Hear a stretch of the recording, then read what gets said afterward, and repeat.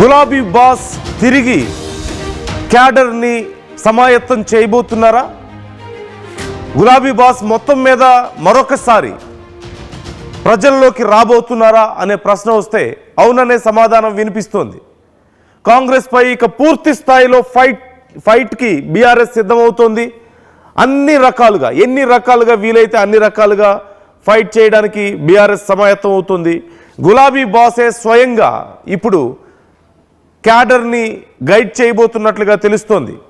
చాలా రోజుల తర్వాత కేసీఆర్ మరొకసారి బయటకు వచ్చారు. మీరు స్క్రీన్లో చూస్తున్నటువంటి ఆ వీడియో ఇప్పుడు కొత్తగా కేసీఆర్ ఫామ్ హౌస్ నుంచి బయటికి వచ్చి తెలంగాణ భవన్కు చేరుకున్నప్పటి వీడియోని మీరు చూస్తున్నారు. ఆయన కొంత వీక్గా కనిపిస్తున్నారు. గతంతో పోలిస్తే కొన్ని ఆరోగ్య సమస్యలు, అలాగే గతంలో కాలికి అయినటువంటి సర్జరీ, వీటన్నిటి తర్వాత పూర్తి స్థాయిలో ఆయన కోలుకొని మరొకసారి క్యాడర్ని మరింత యాక్టివ్ చేసే ఆలోచనలో ఉన్నట్లుగా తెలుస్తోంది. ఆయన హైదరాబాద్ వచ్చారు, తెలంగాణ భవన్కి చేరుకున్నారు. అక్కడి క్యాడర్తో ఇన్వాల్వ్ అవుతున్నటువంటి పరిస్థితి కనిపిస్తోంది. ఉన్నటువంటి ఎమ్మెల్యేలు, ముఖ్యమైన నాయకులందరితో భేటీ అవబోతున్నారు. పూర్తి స్థాయిలో క్యాడర్ని ఎలా సమాయత్తం చేయాలి, కాంగ్రెస్పై కేసీఆర్ ఇప్పటికే మాస్టర్ ప్లాన్ రెడీ చేస్తున్నారట. కాంగ్రెస్ వైఫల్యాలను ప్రజల్లోకి తీసుకెళ్లేలా క్యాడర్ను దిశానిర్దేశం చేయబోతున్నారు. తెలంగాణ సాగునీటి కోసం మరొక జల సాధన ఉద్యమానికి ప్లాన్ చేస్తున్నారట. పంచాయతీ ఎన్నికల జోష్తో ఇక జనంలోకి మాజీ సీఎం రాబోతున్నారంటూ తెలుస్తోంది. దాదాపు 10 నెలల తర్వాత తెలంగాణ భవన్ను కేసీఆర్ విజిట్ చేశారు. క్షేత్రస్థాయిలో ప్రజా పోరాటానికి కేసీఆర్ సిద్ధమయ్యారు. నీటి దోపిడీపై రాష్ట్ర వ్యాప్తంగా 3 బహిరంగ సభలకు కేసీఆర్ ప్లాన్ చేస్తున్నట్లుగా తెలుస్తోంది. రంగారెడ్డి, మహబూబ్ నగర్, హైదరాబాదుల్లో సభలు ఏర్పాటు చేయబోతున్నారు అంటూ సమాచారం అందుతోంది. మనందరికీ తెలిసిందే, జూబ్లీహిల్స్ ఉప ఎన్నికల్లోనూ మరోవైపు సర్పంచ్ ఎన్నికల్లోనూ కాంగ్రెస్ విజయం సాధించింది. జూబ్లీహిల్స్ ఉప ఎన్నికల్లో కాంగ్రెస్ ఘన విజయం సాధించింది, కానీ బీఆర్ఎస్ గట్టి పోటీ ఇచ్చింది. మరోవైపు సర్పంచ్ ఎన్నికల్లో కాంగ్రెస్ ఎక్కువ స్థానాలు సాధించింది. 7,010 స్థానాలు కాంగ్రెస్ సాధించింది. మరోవైపు 3,000కు పైగా స్థానాలను బీఆర్ఎస్ సాధించింది. కానీ ఎక్కువ స్థానాలను కాంగ్రెస్ సాధించినప్పటికీ, మెజారిటీ కాంగ్రెస్కే ఎక్కువ ఉన్నప్పటికీ బీఆర్ఎస్ ఒక బలమైన పోటీ ఇవ్వగలిగింది. సహజంగా పంచాయతీ ఎన్నికల్లో ఏ పార్టీ అధికారంలో ఉంటే ఆ పార్టీకి ఎక్కువగా ఏకగ్రీవాలు జరుగుతూ ఉంటాయి. లేదంటే ఆ పార్టీనే ఆల్మోస్ట్ మెజారిటీ సీట్లు సాధిస్తుంది. 80 నుంచి 90% సీట్లు కూడా సాధించే అవకాశం సహజంగా మనం చూస్తూ ఉంటాం, ముఖ్యంగా పంచాయతీ ఎన్నికల్లో. కానీ బీఆర్ఎస్ ఒక బలమైన పోటీ ఇవ్వగలిగింది. కాంగ్రెస్ ఒక 60% స్థానాల వరకు సాధించగలిగితే 30% స్థానాలను బీఆర్ఎస్ సాధించగలిగింది. సో బీఆర్ఎస్ ఒక బలమైన పోటీని ఇవ్వడంలో, తమ శక్తిని, తమ క్యాడర్ని నిలబెట్టుకోవడంలో సక్సెస్ అయింది. సో ఇప్పుడు ఈ ఉత్సాహంతో ఇక నెక్స్ట్ ఎంపీటీసీ, జెడ్పీటీసీ ఎన్నికలకు కానీ, అలాగే ఇటు జిహెచ్ఎంసీ ఎన్నికలకు కానీ సమాయత్తం అవ్వాలని, ముఖ్యంగా కాంగ్రెస్ వైఫల్యాలను ప్రజల్లోకి తీసుకువెళ్లాలంటూ భావిస్తోంది. ఈ నేపథ్యంలోనే ఇక కేసీఆర్ కూడా బయటకు వచ్చారు. సుమారుగా 10 నెలల తర్వాత మరొక్కసారి బయట కనిపించారు. మీరు ఇప్పుడు స్క్రీన్లో చూస్తున్న అదే వీడియో. ఆయన తెలంగాణ భవన్కు రీచ్ అయినటువంటి వీడియో అది. కొంత వీక్గా కనిపిస్తున్నారు గతంతో పోలిస్తే. ఒకప్పుడు ఆయన చాలా యాక్టివ్గా ఉండేవాళ్ళు, చాలా ఫెరోషియస్గా మాట్లాడేవాళ్ళు. మనందరికీ తెలిసిందే, ఎన్నికల సమయంలో అప్పటికే ఆయన హెల్త్ బాగోకపోవడం, ఎన్నికల తర్వాత ఆయన కాలికి సర్జరీ అవ్వడం, సుదీర్ఘకాలం పాటు ఆయన రెస్ట్లో ఉండడం, జూబ్లీహిల్స్ ఉప ఎన్నికల్లో ఆయన వస్తారని, ఆయన ప్రచారం చేస్తారని ఆ సమయంలో క్యాడర్ కూడా నమ్మింది, క్యాడర్ కోరారు. కానీ ఆయన రాలేకపోయారు. మొత్తం మీద ఆయన పూర్తి స్థాయిలో కోలుకున్న తర్వాత ఇక కొత్త శక్తిని కూడగట్టుకొని తమ పార్టీ క్యాడర్కి మరింత ఉత్తేజానికి ఇవ్వడానికి కేసీఆర్ బయటకు వస్తున్నట్లుగా తెలుస్తోంది. ఇప్పటికే ప్రాపర్ ప్లాన్ని కూడా అమలు చేస్తున్నారు. ఈ అంశానికి సంబంధించి డీటెయిల్స్ తెలుసుకుందాం. మధు జాయిన్ అవుతున్నారు. మధు, బీఆర్ఎస్ స్ట్రాటజీ ఏంటి, ఏం చేయబోతోంది? జూబ్లీహిల్స్ ఉప ఎన్నికల్లో కానీ, పంచాయతీ ఎన్నికల్లో కానీ ఓడిపోయినప్పటికీ బలాన్ని అయితే నిలబెట్టుకోగలిగింది. మేము పోటీలో ఉన్నాం, వీఆర్ నెక్స్ట్ అని చెప్పుకోగలిగింది కాంగ్రెస్ తర్వాత. సో ఇప్పుడు కాంగ్రెస్ను బీట్ చేసే ప్లాన్ని రెడీ చేస్తున్నారంటూ తెలుస్తోంది. కేసీఆర్ కూడా చాలా కాలం తర్వాత బయటకు వచ్చారు. ఆయన హెల్త్ కండిషన్ ఎలా ఉంది, ఇప్పుడు ఎలా నడిపించబోతున్నారు క్యాడర్ని? ఎగ్జాక్ట్లీ నిన్న హైదరాబాద్ చేరుకున్నారు. నందినగర్ నివాసానికి సాయంత్రమే రీచ్ అయ్యారు. ఆ విజువల్స్ మనం చూస్తా ఉన్నాం. నందినగర్ నివాసంలో కుటుంబంతో సహా వచ్చారు.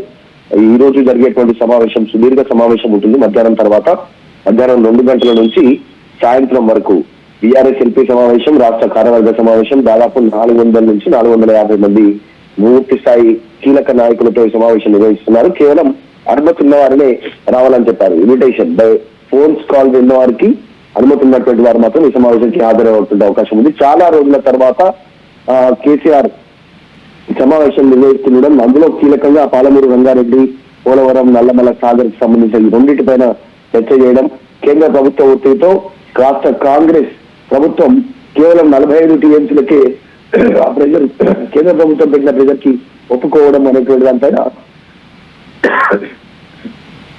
పెద్ద ఎత్తున ప్రజా పోరాటం నిర్వహించాలనేటువంటి ఒక ఆలోచన చేస్తున్నట్టుగా తెలుస్తా ఉంది. గతంలో బీఆర్ఎస్ అధికారంలో ఉన్నప్పుడు 90 టీఎంసీల కోసం పోరాడినటువంటి సందర్భం ఉంది. కానీ ఈ రోజు కాంగ్రెస్ కేంద్ర నిర్ణయాలకు తలగ్గుతా ఉంది. ఇది కరెక్ట్ కాదు. రాష్ట్రంలో రైతాంగానికి తాగునీరుకి తీవ్రమైనటువంటి ఇబ్బంది పడేటువంటి పరిస్థితి ఉంటుంది ఈ ప్రభుత్వ నిర్ణయం వల్ల, కాంగ్రెస్ ప్రభుత్వ నిర్ణయం వల్ల అనేటువంటి ఆలోచన చేస్తా ఉన్నారు. యాక్చువల్ గా అయితే వీటితో పాటు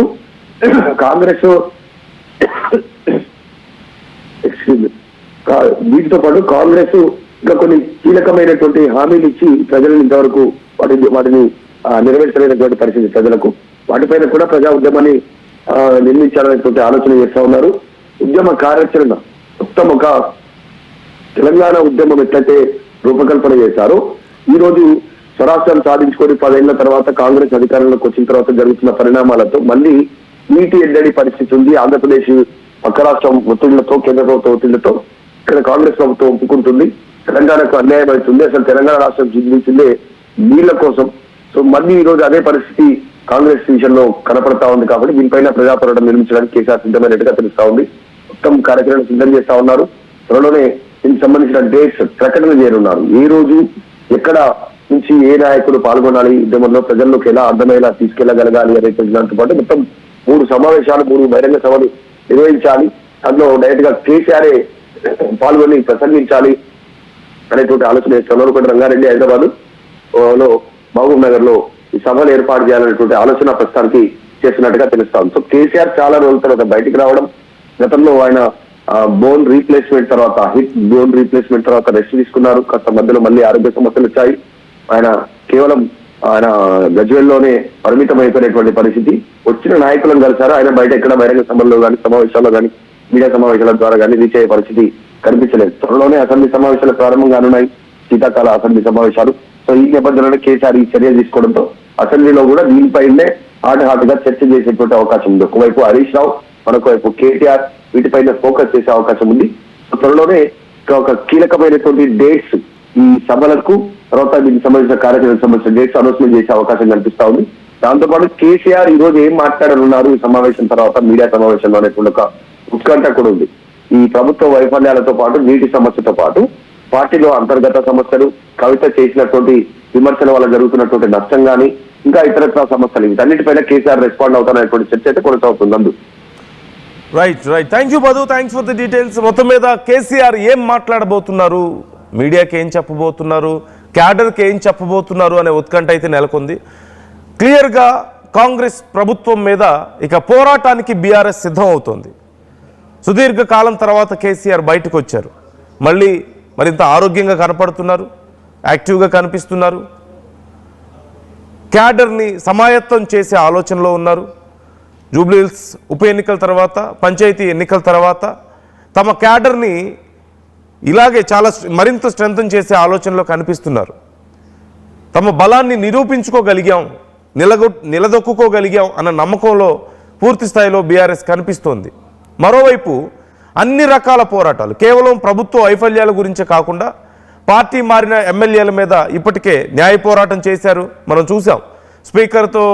స్పీకర్కి ముందు రిక్వెస్ట్ చేశారు. స్పీకర్ ఏమీ నిర్ణయం తీసుకోకపోవడంతో, ఎటు తేల్చకపోవడంతో కోర్టు వరకు వెళ్ళి కోర్టు ఆదేశాలతో మొత్తం మీద వాళ్ళ విషయంలో కొంత చలనం కనిపిస్తోంది. మరోవైపు పంచాయతీ ఎన్నికల్లో కూడా 150 స్థానాలకు పైగా మా అభ్యర్థుల్ని మీరు ఓడించారు, రీకౌంటింగ్ పేరుతో అంత గందరగోళం సృష్టించారు. ఆ విషయంలో కూడా న్యాయ పోరాటం మేము చేస్తామన్నారు. మరోవైపు జూబ్లీహిల్స్ ఉప ఎన్నికల్లో కూడా చేయగలిగినంత ఫైట్ చాలా బలంగా చేశారు. గతంలో మేమే ఆల్టర్నేటివ్ అని చెప్పుకున్నటువంటి బీజేపీ ఇప్పుడు 3వ స్థానానికి పడిపోయింది. చాలా వీక్గా కనిపిస్తోంది, పోటీ ఇవ్వలేని పరిస్థితి. మరోవైపు ఒకప్పుడు 3వ స్థానం మీరు అని గేలి చేసినటువంటి బీఆర్ఎస్ ఇప్పుడు 2వ స్థానానికి ఎగబాకింది. చాలా బలంగా ఆల్టర్నేటివ్గా ఇప్పుడు కనిపిస్తోంది. అధికార కాంగ్రెస్కి చాలా బలమైనటువంటి పోటీ ఇవ్వగలుగుతుంది. ఇలాంటి పందాన్ని కొనసాగించి ఇంతకంటే బలంగా ఫైట్ చేస్తే ఖచ్చితంగా రాబోయే ఎన్నికల్లో ఫలితం తమకు అనుకూలంగా ఉంటుందని బీఆర్ఎస్ నమ్ముతోంది. ఖచ్చితంగా గెలుపు తమదేనంటూ నమ్ముతోంది. సో మీరేమనుకుంటున్నారు? అలాగే ఆర్టీవీ అడిగినటువంటి ప్రశ్నకు చాలామంది రెస్పాండ్ అవుతున్నారు. కేసీఆర్ మళ్ళీ సీఎం అవుతారా అంటే 88% మంది అవునంటున్నారు, ఛాన్స్ లేదంటూ 12% మంది అంటున్నారు. అంటే ఎక్కువ శాతం మంది 88%, ఆల్మోస్ట్ 90% కేసీఆర్ మళ్ళీ సీఎం అవుతారని నమ్ముతున్నారు. ఆర్టీవీ అడిగిన ప్రశ్నకు చాలామంది సమాధానం ఇస్తున్నారు. So what is your opinion about this? KCR మళ్ళీ సీఎం అవుతారా? బీఆర్ఎస్ బలంగా కనిపిస్తోందా? కేసీఆర్ రాకతో బీఆర్ఎస్ మరొకసారి మరింత ఉత్సాహంగా పోరాటానికి సంసిద్ధం అవుతుందా? కేసీఆర్ స్ట్రాటజీస్ సహజంగా రాజకీయాల్లో అపరచాణిక్యుడిగా కేసీఆర్ని చెప్తూ ఉంటారు. ఎలాంటి క్రిటికల్ సిచ్యువేషన్ అయినా సరే హ్యాండిల్ చేయగలిగేటువంటి సత్తా కేసీఆర్కి ఉంది అని రాజకీయాల్లో చెప్తూ ఉంటారు. గతంలో ఎన్నో సందర్భాల్లో మనం చూసాం. ఇప్పుడు మరొకసారి అలాంటి ఒక స్ట్రాటజీని కేసీఆర్ అమలు చేయబోతున్నారా? కాంగ్రెస్ మీద పూర్తి స్థాయిలో యుద్ధానికి సిద్ధమవుతున్నారు అంటున్నారు. సో మీ అభిప్రాయం ఏంటి? ఏం జరగబోతోంది? కామెంట్ చేసే ప్రయత్నం చేయండి.